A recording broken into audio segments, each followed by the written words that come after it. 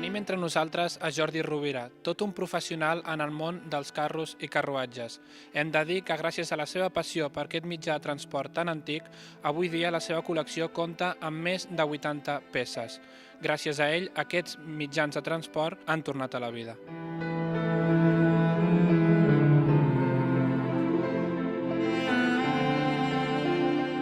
Ja ho veieu que tots els carruatges i carros van a nom en memòria del meu avi Joanet.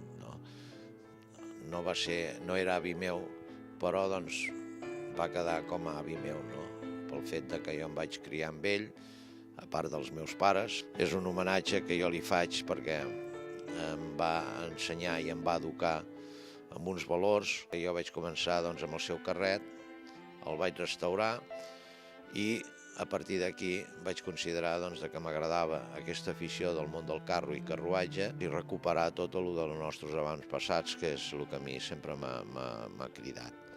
I aquí és un homenatge que jo li faig amb ell. Estem parlant més d'una afició que una professió. Sí, no, és una afició que tinc jo amb això. Porto més de 42 anys restaurant. Els he comprat vells, destrossats, i a poc els he anat restaurant, a base de molt de sacrifici. El carro, el primer que s'ha de fer és, lògicament, desmuntem les peces que estan malmeses, intentem buscar la mateixa fusta, i després, el muntatge. Tot el que és el ferro és lijar-lo bé, deixar-lo en perfecte estat de conservació, i ja li donem el producte que li correspon per mantenir el ferro. I més aquí, que nosaltres estem al Mediterrani amb molta humitat de mar, i això s'ha de tindre en compte, perquè és que si no, en 4 dies veuríem picat a la pintura i tot això. S'ha d'utilitzar pintura bona i sobretot molt net. I econòmicament, què et representa tot això? Reps algun tipus de subvenció o tot surt de la teva butxaca? Tot surt de la meva butxaca. Bé, no he tingut ajuda econòmicament de ningú, no he cobrat mai res de ningú. A part d'això, sí que puc dir que la meva ciutat de Tarragona, l'Ajuntament de Tarragona, tinc que dir i estic orgullós d'ells i espero que continuïn fent-ho com ara, que m'han ajudat. Jo també he aportat tot el que he pogut per a la meva ciutat de Tarragona. Això és una cosa que no podré oblidar-la mai, i que bé, que Tarragona, la ciutat i l'Ajuntament m'ha ajudat, m'està ajudant, però econòmicament no, la veritat. Intento esforçar-me i conservar-lo el millor possible. Les condicions són les que tinc, no en tinc més. Vull dir que ja ho veieu que està tot tapat, i per evitar la pols, controlar molt la carcoma, i que bé, que és l'única manera que puc tirar endavant. Parlant de la conservació dels carros, he pogut veure que sota de cada un d'ells hi ha uns bidons amb aigua. Bé, aquí això ve equivalent a el que estic explicant, el tema econòmic, no? Que, clar, no tens ajuda de res, tot t'ho has de ventilar-t'ho tu, i s'haurien de posar dosificadors de temperatura per mantenir les temperatures de la fusta. I què faig? És que poso unes galletes d'aigua sota els carruatges i em fa un microclima.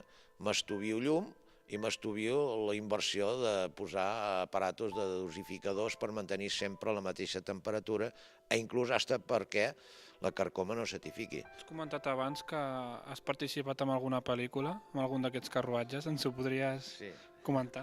Sí, vaig estar fent la pel·lícula Febre a l'Or, que portava el carruatge, per cert. Bé, em portava algun mes, però jo conduïa el carruatge amb el Fernando Guillén, amb unes escenes de tormenta d'aigua, i jo només veia que el director, el senyor Heralde, deia: "Saqueu el xòfer", que anava amb les botes plenes d'aigua, els calçotets plens d'aigua, perquè jo anava al descobert, però el senyor Heralde anava darrere, que anava cobert amb la capota del carruatge. I, repetint les escenes, vaig quedar xop i vaig dir: "Conyo, una experiència, però em sembla que en farem ben poques".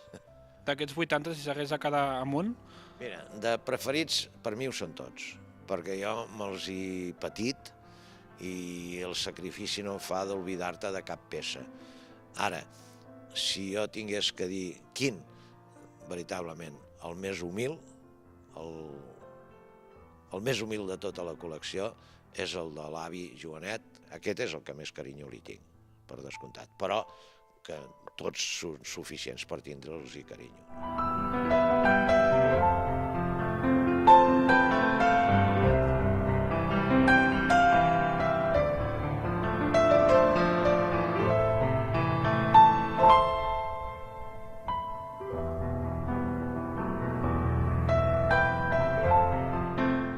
Pogut veure, gràcies a l'esforç i dedicació del Jordi en tots i cadascun d'aquests carruatges, avui hem pogut retrocedir en el temps i gaudir de la nostàlgia dels nostres avantpassats.